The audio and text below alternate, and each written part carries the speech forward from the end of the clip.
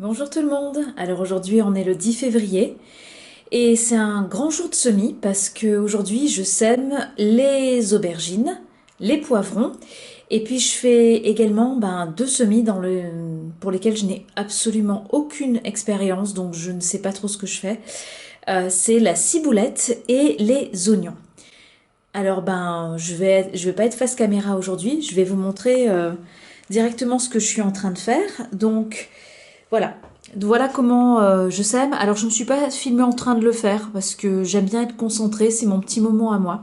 Là, j'ai déposé mes graines d'aubergine. Donc c'est une barquette. Sur le dessus, comme je vous l'ai dit dans une précédente vidéo, j'ai mis du terreau à semis et en dessous du terreau universel très bien tamisé. Donc 2 tiers terreau universel et le dernier tiers avec du terreau à semis pour assurer un peu le coup.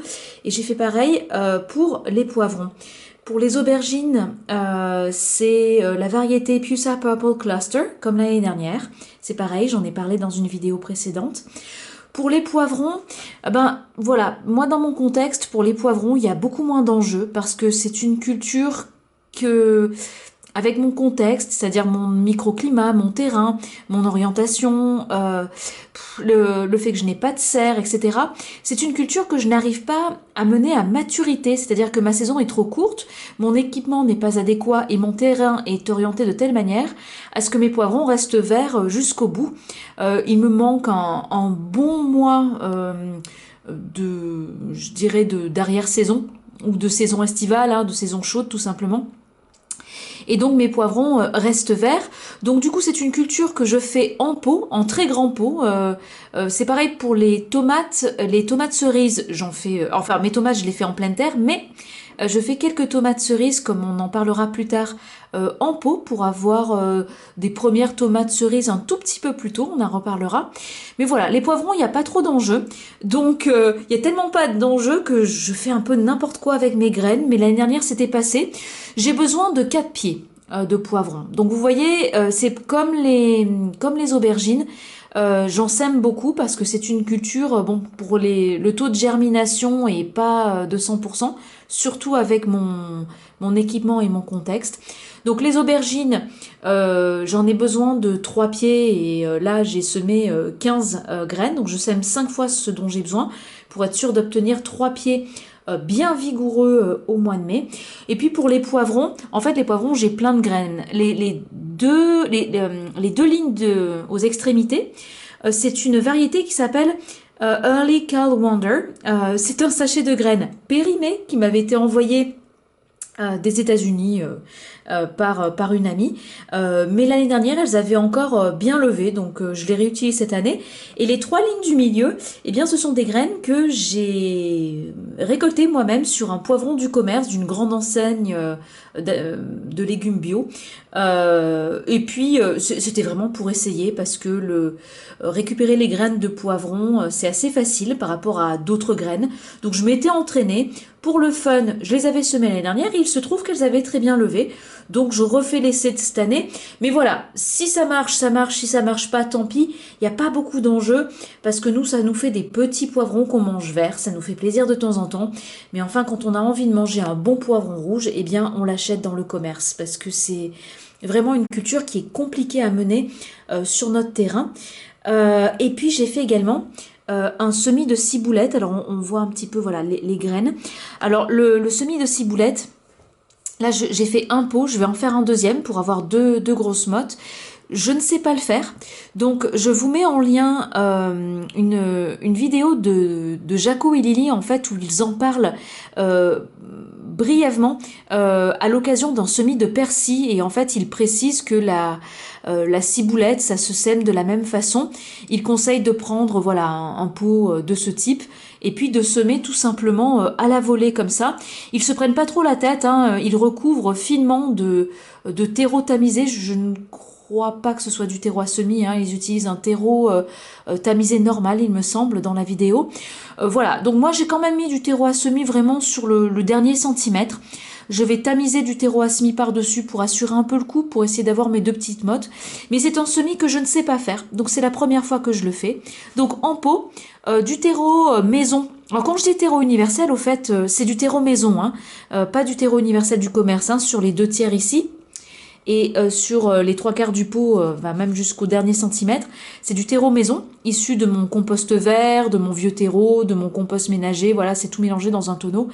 Et d'année en année, je le réutilise pour faire une partie de mes semis et surtout mes rempotages. Ça m'économise pas mal de terreau. Et puis bah voilà, le dernier centimètre, j'ai mis du terreau à semis du commerce et je vais recouvrir le terreau à semis du commerce. Je fais faire boire de l'eau à tout ce petit monde par capillarité. Alors là, je vais en rajouter, hein, tout au long de l'année. Je fais boire à mes semis de l'eau de pluie parce que j'ai des récupérateurs. Par contre là, eh bien, les récupérateurs sont bien sûr hors service, tout est fermé, ils sont hors gel et tout est vide. Et ils gèlent encore tous les matins sur mon terrain, donc j'utilise là de l'eau, du réseau d'eau, quoi, hein, de l'eau du robinet entre guillemets, parce que on est encore un peu tôt dans la saison sur mon terrain pour moi pour utiliser de l'eau de pluie. Et puis j'ai une mare, une grande mare qui fait à peu près, je sais pas, 5 mètres par 3 ou un truc comme ça, avec des poissons dedans.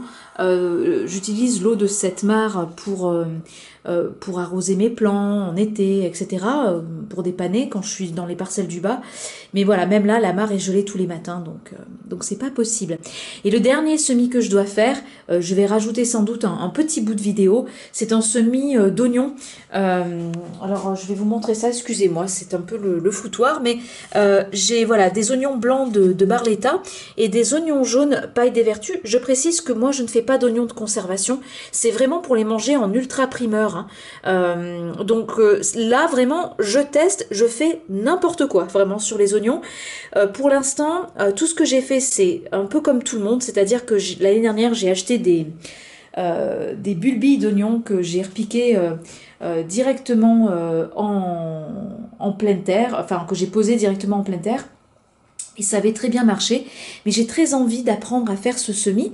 Et il y a plein de vidéos sur le net sur la plantation de bulbilles, mais pas beaucoup sur le semis, ou en tout cas pas beaucoup que je trouve très explicite. La plus explicite, je vous la mets également en lien.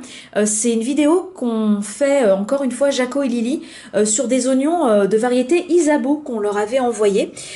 C'est ce que j'ai trouvé de plus explicite, même s'ils le font de façon, je dirais, un peu experte. Bon, voilà, ils savent faire. Ça n'a pas l'air de comment dire, de les stresser plus que ça, parce que bon, voilà, ils savent faire, hein, tout simplement. Par contre, ils ont fait plein de vidéos de repiquage de plants d'oignons. Je vous en mets une à titre indicatif, qui est bien faite, où ils montrent bien le geste. Mais bon, on n'en est pas encore là. C'est-à-dire que moi, l'année dernière, j'avais essayé le semis d'oignons, je l'avais complètement raté. Et je pense que en fait, je m'étais découragée un peu tôt, parce que au bout de 15-18 jours, je m'étais dit, tiens, ça lève pas. Peut-être que j'aurais dû attendre un peu plus, parce que les oignons, ça peut lever en 3 semaines ou plus. Donc vous voyez, des mauvais gestes de débutante. Donc voilà, j'en dis pas plus, parce que vraiment, les oignons, je ne sais pas de quoi je parle. J'espère réussir cette culture. J'ai envie d'apprendre à faire les semis pour un jour peut-être pouvoir me passer d'acheter des bulbilles, pour que ce soit encore plus économique, et puis surtout pour que ça me permette d'avoir accès à plus de variétés différentes. Voilà, je fais une pause, je vais terminer mes semis déjà faits, aubergines, poivrons et ciboulettes, et je vais rajouter un petit bout de vidéo quand j'aurai fait le semis d'oignons.